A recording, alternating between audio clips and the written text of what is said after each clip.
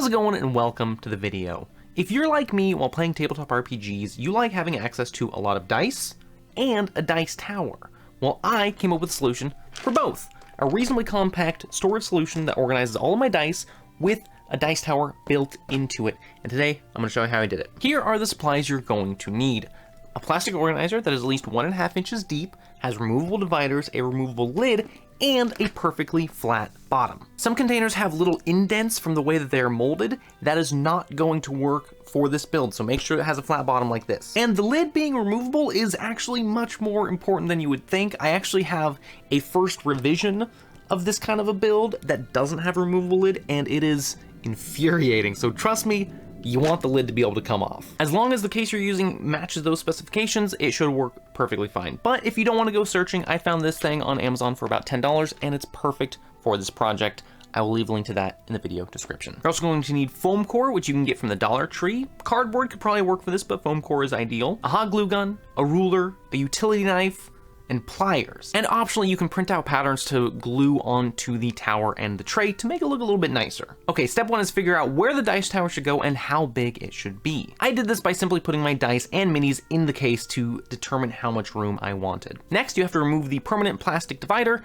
to make room for the tower and tray portion. Use caution here. It creates a lot of small, sharp pieces of plastic that have a tendency to rocket out of the organizer, and you'll probably be using tools that can hurt you. The best method that I found was to use a utility knife, preferably a box cutter with a sturdy handle, to score the plastic, making it weak so that I could use pliers to then twist and tear the plastic along those score lines. Doing this prevents the plastic shrapnel from launching in any which direction. If I were to do it again, I would probably use a sturdier box cutter to score the plastic in a crisscross pattern for the pliers, hopefully avoiding the flying bits of plastic altogether. Still, make sure you're handling any blades with the utmost care, wear safety glasses, and shield whenever possible. Once the plastic has been removed and cleaned up, I use flush cutters, but probably should have used sandpaper, it's time to start constructing the tower. Start by measuring the space and cutting a piece of foam core to fit the bottom. This serves two purposes. First, it acts as a soft landing for your dice, which dampens the sound, and second, and more importantly, it will act as a sort of barricade that holds the dice tower in place. For now, the length isn't as important, just focus on making sure that it fits perfectly widthwise. Once the base is in, it's time to move on to the actual tower. First, you need to cut two matching pieces of foam core that fit nicely in the space without being snug.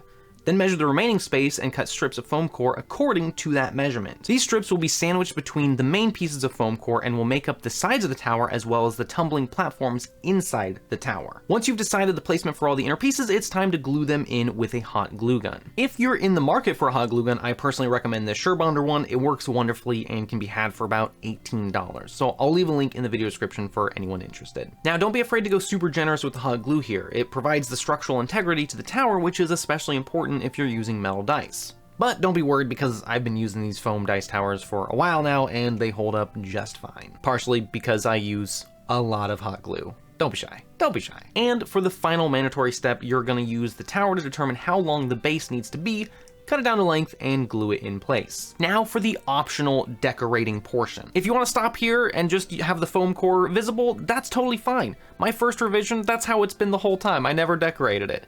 But I wanted to make this one look a little bit better, so let's do that. I wanted to keep this one as simple as possible, so I just printed out a wood floor pattern and a cobblestone wall and glued those to the base and tower. For other towers, I like to go through the whole process of texturing and painting for a more refined result, but I wanted to keep this one super easy. For this, I used a combination of a glue stick for coverage and hot glue for immediate results. Is this recommended? Probably not.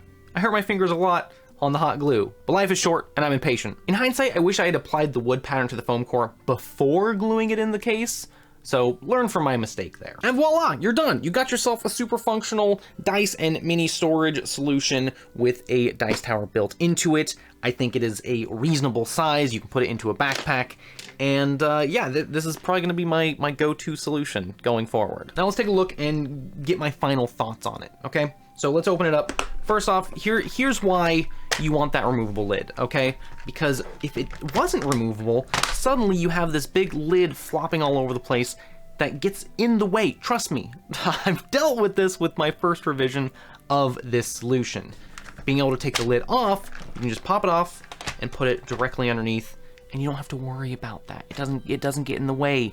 This is a huge quality of life improvement over my last take on this. As you can see along the left side, this is where I put my larger miniatures, like my horses and just my larger figures, and I just put a paper towel in there to pad it. I'm not too concerned about them getting damaged or the paint chipping.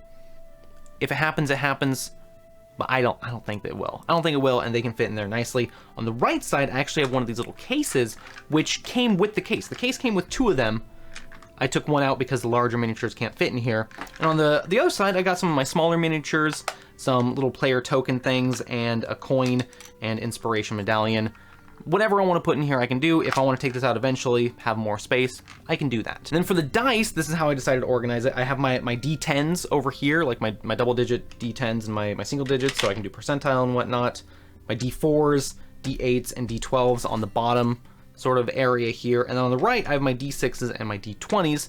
They tend to take up more space, so I gave them larger sections to be housed in. And the beauty is that if I decide to have different ratios of dice, I can just change it. I can just move these little dividers however I want within this little U shape. And of course, the main feature, we have the dice tower in the middle. It just pops up like that. I think it looks pretty good, honestly. You know, from the top view, it doesn't look, it could look better.